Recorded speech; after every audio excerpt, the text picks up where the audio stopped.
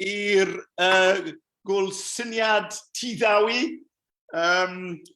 Welcome to the St David's Festival Ideas, the second session this afternoon. It's great. This is our inaugural event, which circumstances forced us online. But as we were just discussing before we went live, it does have advantages. And Michelle is joining us from Montreal, and Hunter will be hopefully coming in from Colorado as we progress. So Zoom does have some advantages. But anyway, let's move to small steps in minute cities. Just 1 minute before we do that, I'd like to thank our panelists and for all the people who joined us to view this session. The St David's Festival Ideas was born out of some thinking by people from St David's, Solva, and Cardiff 18 months ago now. And this voluntary group have been working away to put on this event, and we are aiming for a real event next year, and with that does come costs. So if you'd like to donate to the Festival of Ideas, please go onto the website and there's a donate button. So we'd really appreciate that. But that aside, let's move forward now and enjoy this this session. It's going to be led by Andy Middleton. Andy is a Tiddawi person, a St David's man. He's founding director of TYF Group, an innovative and visionary social enterprise based, well, I'm going to say here in St David's. And part of their vision is to train revolutionaries. I mean, what a mission statement that is, isn't it? To train revolutionaries, giving them skills to reason, to revolutionize the way they play, think, and connect with nature. He's a member of the Innovation Council for Wales. Joining, and here comes Hunter, joining Andy on Andy's panel is Michelle Holliday. As I said a little bit earlier, she's coming in from Montreal. She's a consultant, author, facilitator, researcher, author of The Age of Thrivability, Vital Perspectives and Practices for a Better World, a TED speaker, and it's really great to welcome Michelle from Montreal. And I recognize that Stetson anywhere. Hunter has joined us. Hunter is an American environmentalist, sustainable development proponent, co-founder of the Rocky Mountain Institute, a think and do tank. Now, we really like that on the Ideas Festival, because what we're trying to do is not just talk, we want to make that talk into action. So Hunter's think and talk tank is ringing bells with us already. She founded the MBA in Sustainability at Bard College, and she's addressed the World Economic Forum. But that forum is not so important as the forum she's going to address today. So welcome to all our panelists. As I said, I'm going to hand this over to Andy to run, but let's just think about the title for a moment, Small Steps in Minute Cities.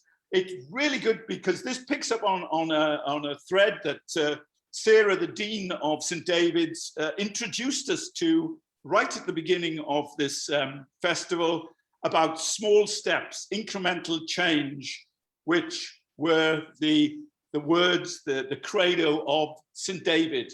So once again, the theme of the festival, making small changes, talking about change, but also action, will be carried on through this session. So Andy, I'm going to hand over to you now. We're looking forward to your to the discussion. Thank you very much, all of you, for joining us around the world. Diolch yn fawr, Ifor, thank you very much, and great to be here, and saying a warm Welsh welcome, croeso, to my friends from Montreal and Colorado. Great to have you both with us. So I guess just to further set the scene for a minute, following on from Ivor's great introduction there, St. David's is a tiny place that's punched way above its weight for much of its 1,500 year history since St. David was around. And and people who dig into that history will know about its importance as a place of pilgrimage, place of pilgrimage and reflection and change. And the idea for this talk came from this thing that saying St. David's today gets around about 500,000 visitors a year who come here to spend time in nature. And this is a community of 1,500 people, 1,600, whatever, who get 500,000 visitors a year who come here to be changed, because that's what they're coming on holiday for. So for the question I really want to explore is to say, what's the most ambitious we could be about the conversations that we can have both with ourselves as a community and with those who visit us, many of whom are leaders in their own communities and their businesses and so on. We know from our own work at TYF and the emerging projects that we're really excited this year to be opening a planetary repair center. So we've got a circular economy repair hub opening in St. David's, which is fantastic. Running a B Corp school, taking real world challenges into schools and so on. And we know that it's often the incidental conversations that happen around a dinner table, in a bar, in a bed and breakfast, or on a campsite are the ones that trigger change. And one of my favorite stats from this last week was from some great friends of ours at Ella's Kitchen, a baby food company in the UK, or a fellow B Corp. And their research showed that 64% of business leaders had changed the sustainability criteria for their businesses as a consequence of conversations around the table at home with their family. So we know that incidental conversations have this massive impact that can send ripples around the world. So the conversation today is learning from your own experience. Hunter's in Colorado, Michelle's in New Zealand and Ireland. So how can we learn about using small places as a pivotal point for change? So Hunter, I'd love to come to you first and sort of set the big scene for us in terms of the unlikely event that anyone's not been paying attention to understand both this sort of sense of scale and sense of opportunity. And then we'll hand on to Michelle, do like 7 or 8 minutes each, and then open up for questions and dialogue. So Hunter, over to you. No kidding, we're in a crisis. We're in multiple crises. When I say crisis, what do you think of? The pandemic? Yes. The global climate crisis? Yes. The loss of biodiversity? Yes. We're losing species at a greater rate now than went extinct when the dinosaurs died out. 1 million species are now at risk of extinction. We're losing language. The Welsh have done a magnificent job of reclaiming their language, but even so, native speakers are dying out. Native speakers of the indigenous American languages are dying out in the pandemic. And you can go on and on and on. Structural racism, structural inequality. No kidding, we're in trouble. At the same time, we live in, I would argue, the most exciting time to be alive ever in history. We live in a time of profound transformation. We are going to reinvent everything. Why? Because we don't have a choice.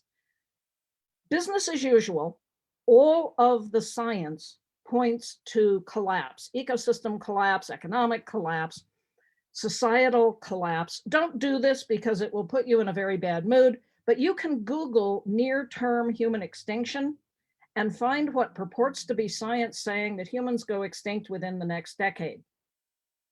And there are people in the UK, Dark Mountain, who say it's too late, give up, grieve, and then get over it, party, because it's too late. I think this is the most profoundly irresponsible position you can take, because we have all of the technologies we need. We have all of the policy options we need to solve all of the problems facing us. A few years ago, a group of us got together, wrote a book called A Finer Future, Creating an Economy in Service to Life. Stuart Wallace, who for many years ran New Economics Foundation in the UK, Anders Wigman, a Swedish parliamentarian, EU parliamentarian, co-president of the Club of Rome for many years, John Fullerton, who for 18 years was at JP Morgan, left as managing director to found Capital Institute. And we walked through, yes, we are faced with these staggering challenges. And here is how we solve the problems in energy. I would urge you all to read a paper by Tony Seba, S-E-B-A. You can download it for free from RethinkX. Tony argues that throughout history, whenever there has been a new technology that drops the cost of providing what it is you want in any of the 5 core sectors of the economy, so energy, transportation, communications, materials, and food, you go into either a dark age because the incumbent industries collapse because they don't know what to do with this new technology. And then somewhere emerges a new civilization where they have gotten right the operating system to capitalize on this new technology. Tony had previously been saying by 2030, the world will be 100% renewably powered for fundamental economic reasons: fall in the cost of solar, fall in the cost of storage, batteries, the electric car, the driverless car, that these collectively would drop by tenfold the cost to you of getting what you want, which is from here to there, or comfort in your home and industrial shaft power in business. And as a result, the incumbent industries, like I guess you guys have an oil refinery across the bay, Milford Haven, it's a stranded asset. And so you have politicians now saying, well, we have to continue as a world spending $5.2 trillion a year subsidizing fossil energy for jobs. No, we don't. When you invest in renewable energy, you get 10 times the number of jobs per pound invested that you would get if you invested in any of the technologies of the last century. So let's enable people the world around to get the energy they need through renewable energy, to get the food they need through regenerative agriculture. This turns out to be more profitable for farmers and ranchers, and it also takes carbon out of the air and puts it into the soil. Just as an example of a number, if we did regenerative agriculture on all the world's grasslands, that's a big if, but remember, doing this is profitable. Over 30 to 60 years' time, we would get back to concentrations of CO2 in the atmosphere of 280 parts per million. That's the pre-industrial level. We know how to roll climate change backward at a profit. And when you do this in your community, when you support local farmers, graziers, you are building community resilience. When you spend a pound in your community, something like 85% of that money stays in town because the farmer that you spend it on buys supplies at the local general store. That person goes to the hairdresser. The money turns over in your community, called economic multiplier. When you spend money on a company that has its headquarters in another city, in another country, halfway around the world, 15% of your pound stays home. You're bleeding money out of your community. So we know how to build strong local communities. We know how to feed ourselves. The communications revolution is here I am sitting in snowy Colorado talking to whales and to Michelle. We have the answers. What we have lacked is the political will. And Andy, you said CEOs are changing their minds because of conversations around the dinner table. Young people are calling for this. They're talking to their parents and saying, Mom, Dad, what kind of a world are you leaving to me? And they're saying, here's the kind of world I want to live in. We've had a year as a globe of tackling a single problem, the pandemic, which, by the way, best we know, was caused by incursions into intact ecosystems to get wild-caught food, to bring it to these horrible wet markets, and then the disease spreads. It will do it again. We know this. The epidemiologists have been telling us this for a long time. We do live in a global world. And we will get back to a world in which we travel and meet each other in the pub and have these conversations face to face. But we need to begin to think like a global world where we realize it's only a little planet and we are the only ones who can take care of it. And when we do, we will live happier lives and we'll make more money. This is just better for business. If all you care about is being a profit maximizing capitalist, you'd do exactly what you would do if you were scared to death of climate change, because we can solve these problems at a profit. If it's a hoax, we'll make a lot of money. If it's real, we'll make a lot of money. Oh, and we're on our way to solving the problem. So the companies that are committing to what's called ESG, environment, social, good governance policy, are outperforming the companies that are saying, no, we're only in this for shareholder maximization, which turns out, by the way, to be a myth. My friend Ray Anderson, who was CEO of a carpet company, hardly the center of environmental activism, we were sitting at a conference. He had committed to making his company the first company of the next industrial revolution, because he said, there is nothing about what we do that is sustainable. And he said, we're going to transform our company. He did it because it was the right thing to do. But we were sitting together. He said, everything I'm doing to implement more sustainable practices is enhancing every aspect of shareholder value. And so we together framed this concept of the integrated bottom line. It's not a triple bottom line. Come on, businesses are not going to keep 3 sets of books. It's an integrated bottom line. I can show you that behaving responsibly to people and to planet is just better business. And if that's true, if you're a business person, why would you do anything else? And then you can look your kids in the eye and say, here is what I'm doing to leave you the kind of world you want to live in. That's a fantastic, that's a really great setup. And I think one of the things I want to come back to with both of you afterwards is this thing about what this incremental change looks like. You know, St. David's talked about small steps, but as we both know, or as we all know, small steps by themselves aren't enough unless they lead to that bigger change. But I know, Michelle, you've been doing a bunch of work with communities, not dissimilar to St. David's in some ways, about bringing them together as communities as opposed to businesses. Tell us a little bit about that journey and what you've been noticing on the way, and then we'll come back and discuss that together. Thank you so much, Hunter, for a great kickoff on there. So Michelle.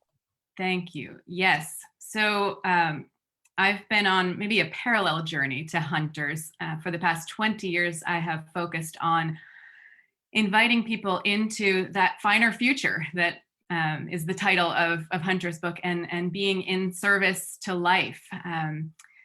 It's an alternative to the dominant narrative that tells us everything works like a machine, and that we're separate from each other, separate from our organizations, separate from our communities, and that the only thing that matters is profit and productivity. So as we are recognizing the limitations and the fundamental problems with that story, a new story, a more life-aligned story is emerging. So that's been the focus of my work for 20 years. And I talk about it as the practice, the intention and practice of thrivability, of enabling life to thrive at every level for individuals, for organizations as living systems, for customers, for community, for the biosphere.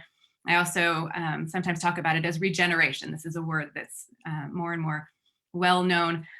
And originally I worked with individual organizations and gradually came to understand that this wasn't enough, that it's really systems change that's needed. And there's more courage that's needed in this transition than most individual leaders have, and that most organizations are able to kind of rally. So I, over the last few years, have been working more often with whole sectors or with communities.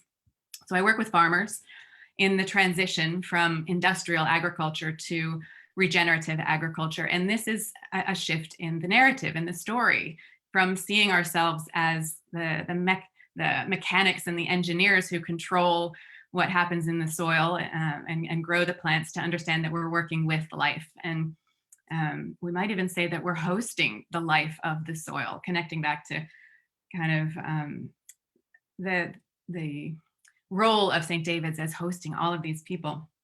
So I'm also working in tourism and in hosting directly with Anna Pollock, who you know, and we've got pretty significant projects in Northern Ireland and New Zealand right now. And the Northern Ireland story, I think, has the most relevance for this conversation.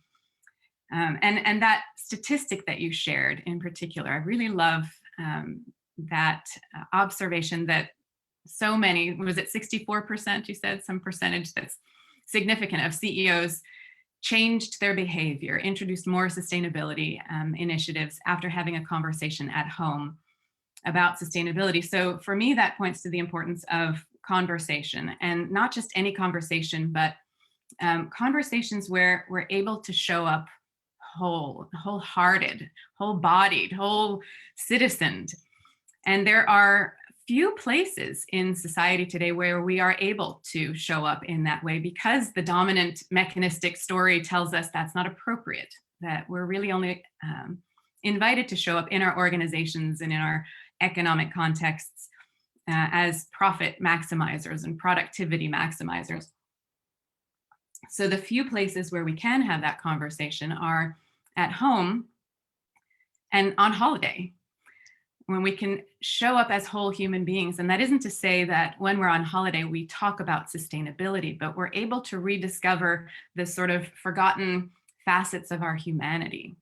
And when we're able to do that, then we can open up to facing the reality, the dire reality of our situation and our role in it, our responsibility, and we're able to find the courage. So that's the potential that that tourism has, and that those settings and those conversations have.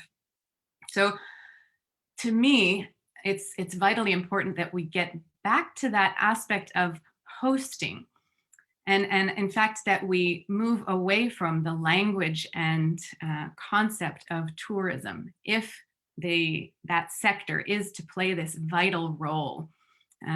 And I actually want to make one connection before I go further into the language of tourism. But part of why I see so much importance in this work of hosting and of hosting communities is that there's this saying, where there's a will, there's a way, right? And that's all that we need.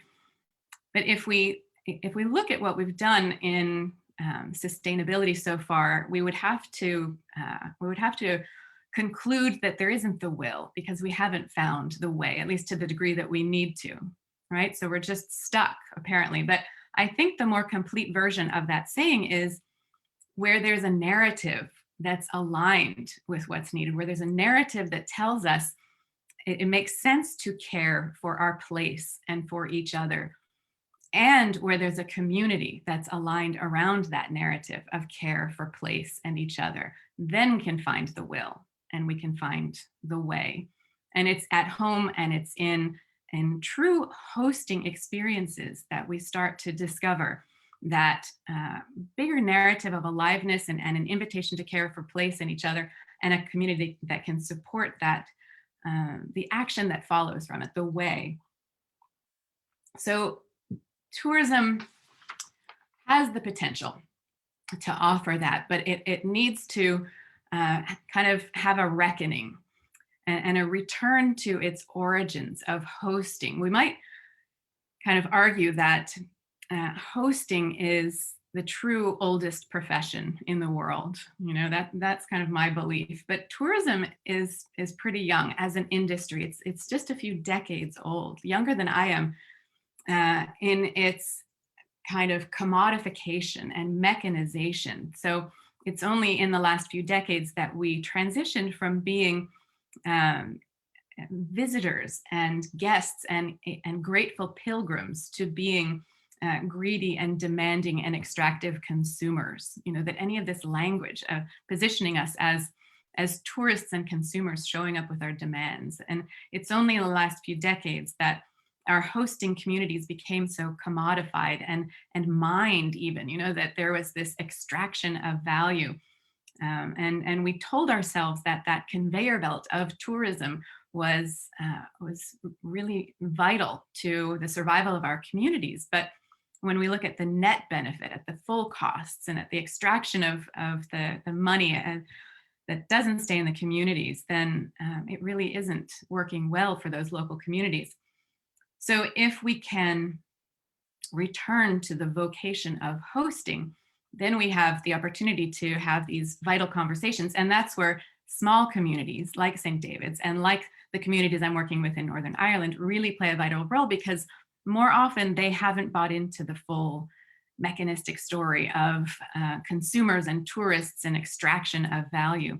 More often they're still really rooted in the vocation of hosting. So what I've seen in Northern Ireland, for example, is that they've developed an experience brand, and this is part of the sort of mechanization of tourism, that in addition to marketing a place, we should market the experiences that can be offered there. And the story is that consumers want that. And it's true that we as visitors want more authenticity, we want more connection, we want to know, what will we feel there, what will we experience?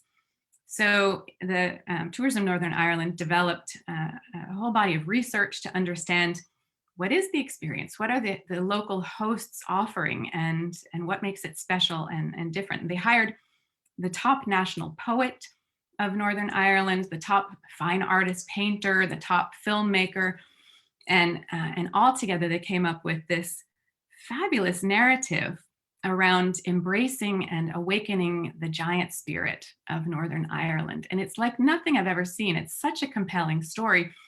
And it's like a window into the soul of Northern Ireland. It feels profane to me to call it a brand.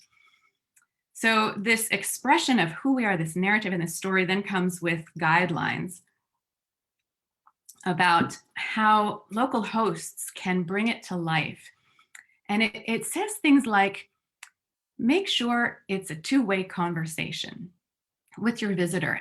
And that's not tourism, that's hosting.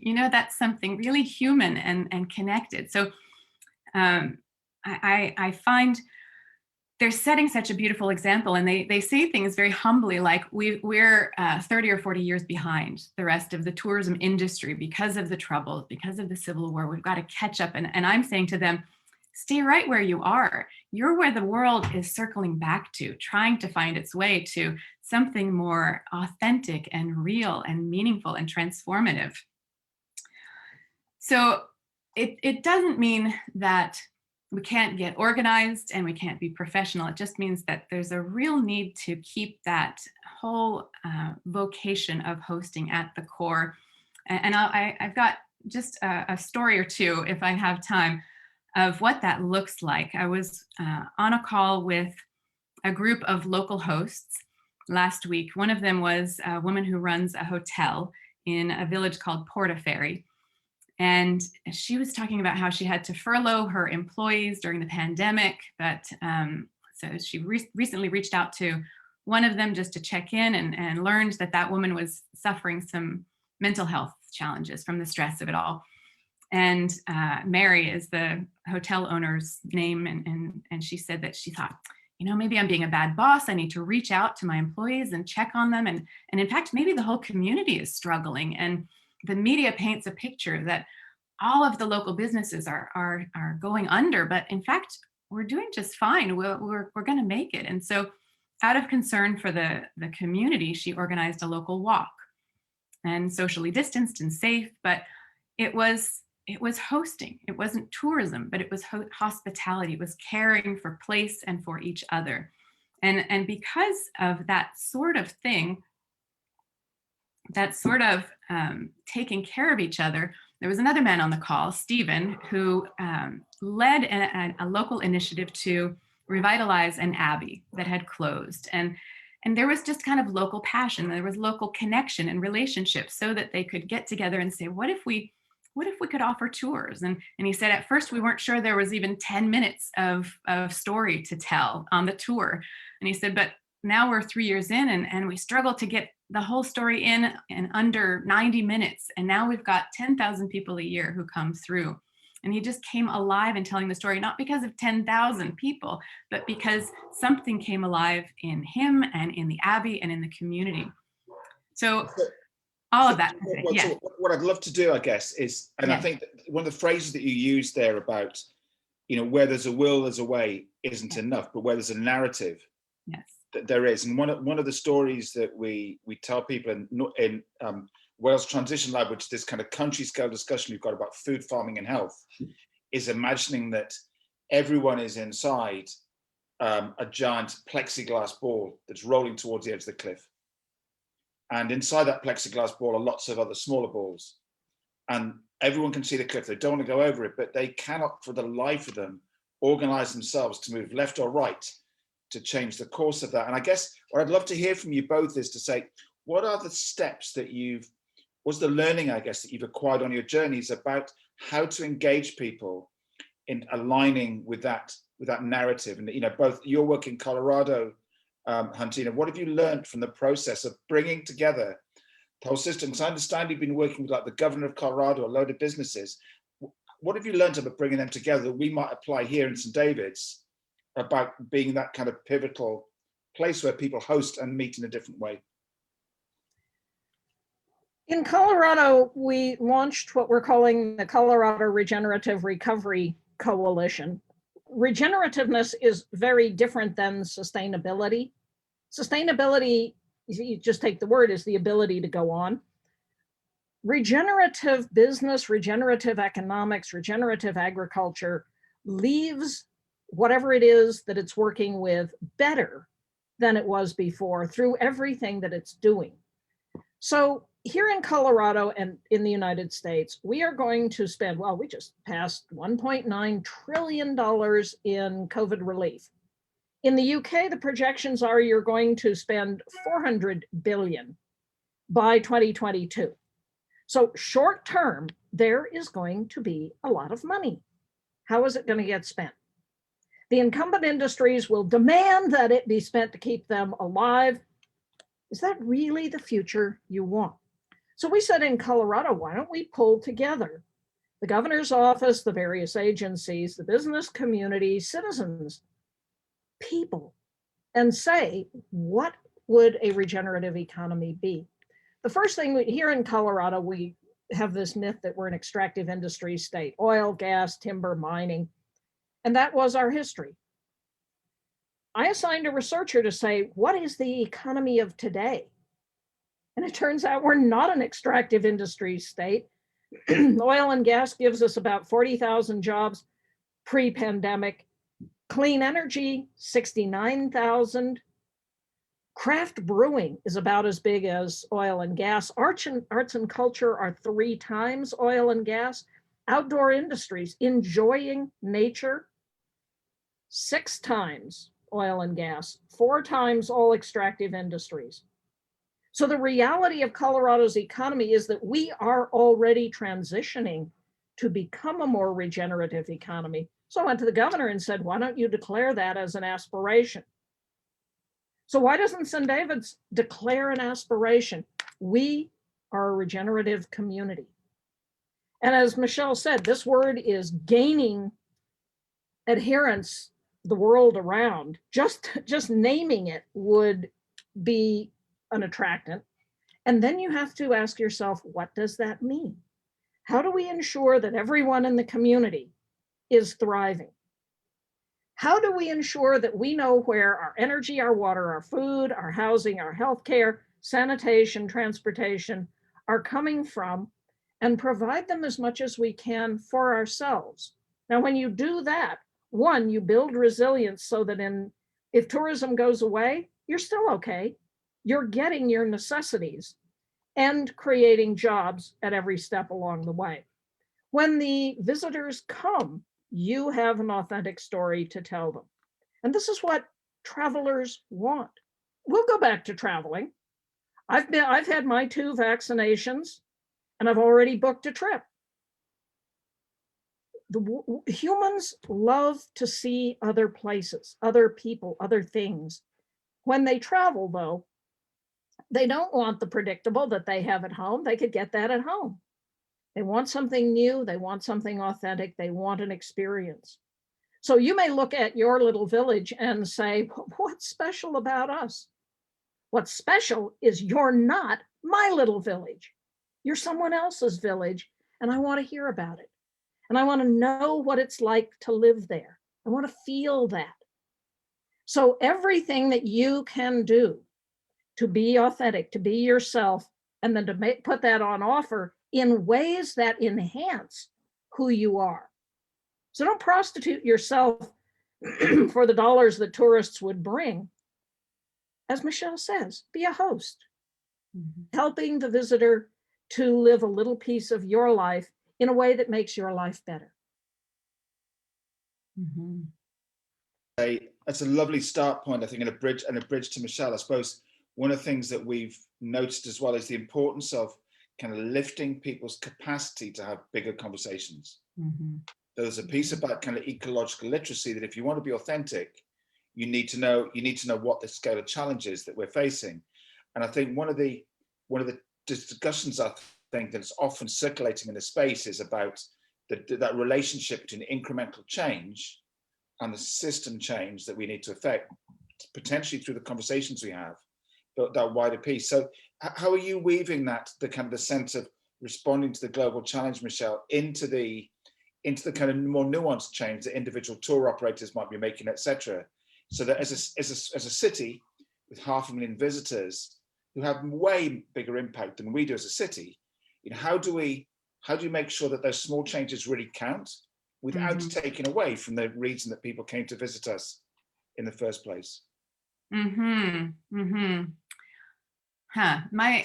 My focus at this stage in the game is really on bringing communities together to discover what is the story that holds them together, what do they care about, to build. I talk a lot about the lessons from regenerative agriculture and cultivating the soil of community. So this is the kind of direct approach. And when you do that, there are all kinds of self-organizing and diverse initiatives that emerge. There will be some people who want to focus on the technical aspects of sustainability, and there will be some who want to focus on the transformational conversations that we can have with visitors. So it's less helpful to try to go in with a preconceived agenda and prescription, and more helpful to offer a space in which people can discover what they care about together. I guess, and I suppose the bit I'm trying to understand, I suppose, is that the preconceived piece is around the fact that there isn't a single country in the world, as we know, living within the boundaries of our planet. So I guess, for me, most of the challenge around sustainable tourism is it fails to acknowledge the kind of gravitas that Hunter talks about. So how do we balance that and grow from where people are? Right. So that is part of the necessary context. Here's the deal. Here's the situation. This is what we're faced with. Now, how do we go about handling it? And what we noticed is that when the conversation is first and foremost about sustainability, it gets stuck. It doesn't generate the will, and it doesn't find its way to the way. We have to find a point in between that connects with something that is in our wholeheartedness. So in Northern Ireland, it's this idea of the awakening the giant spirit, and we're inviting local communities to explore what that means to them, and that story of who they are, and what if that could hold all the fragmentation of the sustainability kind of need. There's so many different needs, so many different certifications, so many ways to go about it. What if they could be held within one story of who they are and what they care about? And that seems to bring more power to. So the question for both of you that anchors in some ways in TYF Adventures experiences about taking people to nature is that one of the things that we know, and we have this crazy sport that we started down here called coasteering, where we leap, explore the cliffs. And one of the key things when we take people to do their first jumps is to learn when you jump, you have to commit with both feet, because doing half a jump is a really dangerous thing to do. Right. And there's something around for us about really helping people understand where fear comes from. And because fear, of course, is what stops us opening up as hosts. Fear is what stops us being authentic. Fear is what stops us saying, I don't know how to do this. And I just wonder what techniques have you found have been most impactful, I guess, around helping people step beyond that fear and recognize it's okay right now to have these big goals about becoming a regenerative community or fixing agriculture, and not needing to know the answers right now. Because for me, we have to separate the vision of where we're trying to get to and the steps to get there. Otherwise, the future will never be bold enough. So Hunter, talk to me about fear and confidence and how we allow people to ask those questions and respond in that kind of authentic way, again, from the experiences you've done in particularly more recent times. None of us know how to achieve the future that we want. And so just as you take people out and give them little ways to be afraid, and then, oh, I did it. And then bigger ways, oh, I did that too. And finally, a big jump. We need to begin experimenting as communities in conversation and expressing, what do we want? What is our vision, in ways that are relatively safe, where you won't have somebody immediately say, that won't work. And so facilitated conversation.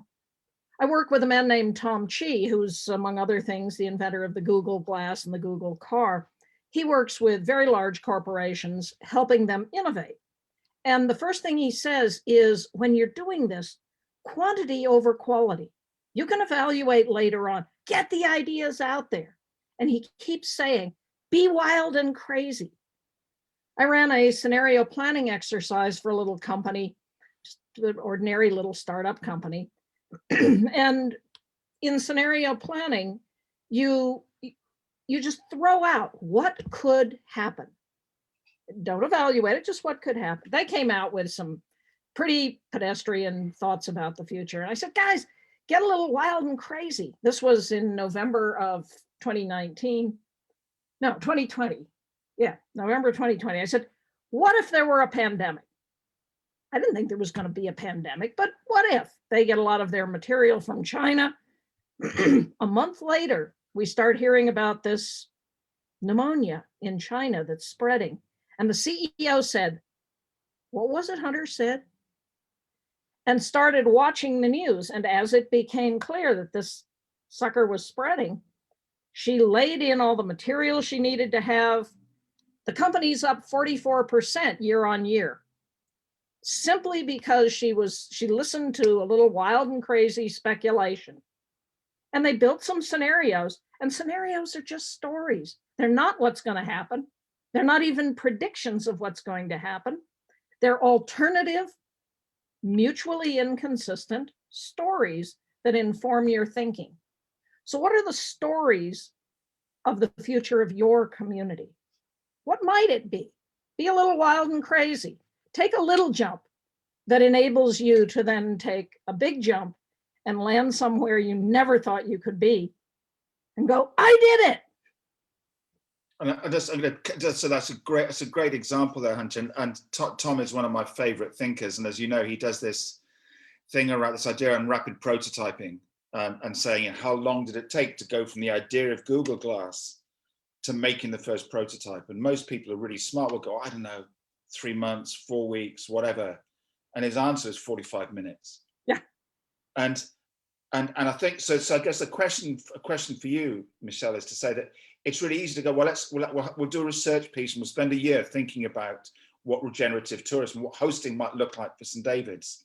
So maybe just in the last 5 or 6 minutes we've got, maybe explore what are the kind of questions that we could start, so tourism is going to open up, all being well, in Pembrokeshire in a month's time on the 12th of April.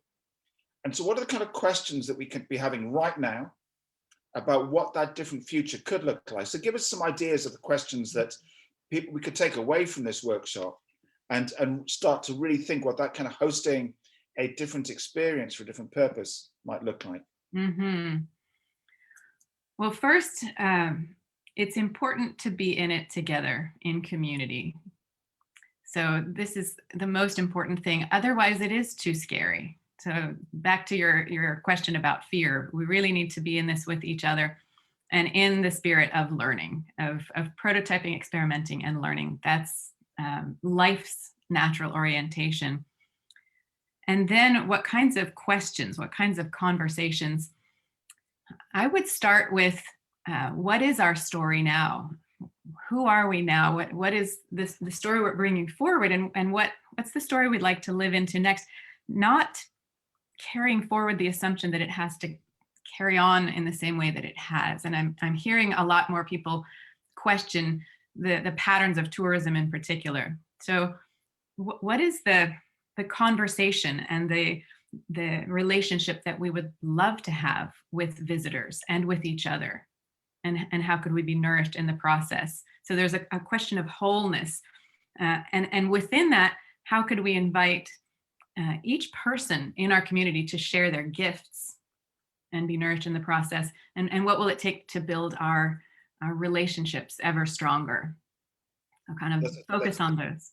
That's a fantastic start. And I guess bridging, I suppose, over to you, Hunter, I think, one of the things that we picked up years ago, and from the work we've been doing around biomimicry, so asking, in fact, how would nature ask some of these questions, was something around, trying to help people keep their eyes open about the scale of challenge, and at the same time think, what is it, if you knew what was going on, what would you set out to do if you couldn't fail? And I think this picks up a lot of Hunter's questions around, so how locally could we get our food? And we've seen that question giving people such freedom to play and really, really think differently about those ideas. So letting go of those shackles of the routes to get there, as you say, what do we care about and what's our story like right now? Acknowledge, gives you that building point.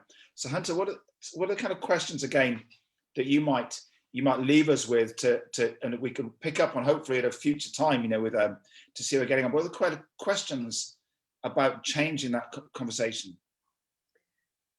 Where do the things that you have to have come from? So when I finish this, I will walk next door to a little general store that buys local, and I'll buy eggs. We're about to have what they're calling Snowmageddon. We're feet worth of snow. I don't think it'll happen, but maybe. So I'm gonna go get some eggs. I'm out of eggs. The eggs were grown a kilometer or two north of me at a place called Fair Farms. Everything in the store comes from something local, from a farm with a story. So where does my food come from? In the pandemic, the global supply chains collapsed. Local farmers markets did very well. What is your resilience? When I drive my little electric car home, I will have a home that if the power goes out, I'll have power because I have a 5 kilowatt solar array. My solar array charges my electric car. I drive for free. This is just a better quality of life. So how do we, in each community, ensure that everyone has this quality of life? As Bucky Fuller said, how do we create a world that works for 100% of humanity? And I think there's a point maybe one of our audience, David Lloyd, one of our counsellor, who's deeply involved in this lovely project called Rediscovering Ancient Connections, kind of European funded project. But there's going to be a big piece in there, hopefully, about taking and working out how to take our visitors on that journey and really find out through that kind of prototyping things, the kind of pieces that, the kind of things that they really would love to experience in that, and how we can guide them into having those experiences. So just imagine coming back here, hopefully face to face in a year's time.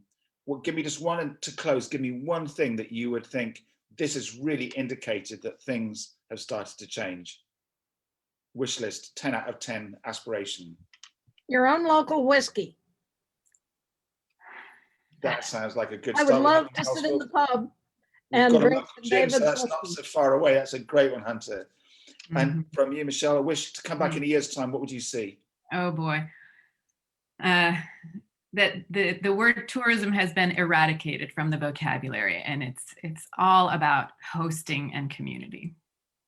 I love that point. I think, and I really liked your phrase about having this day of reckoning for tourism, and the idea that we can replace tourism with a hosted experience that probably blends work and play and living in a completely different way. So our time is up. I hugely appreciate you getting up and having to come join us so early in the US and from Canada.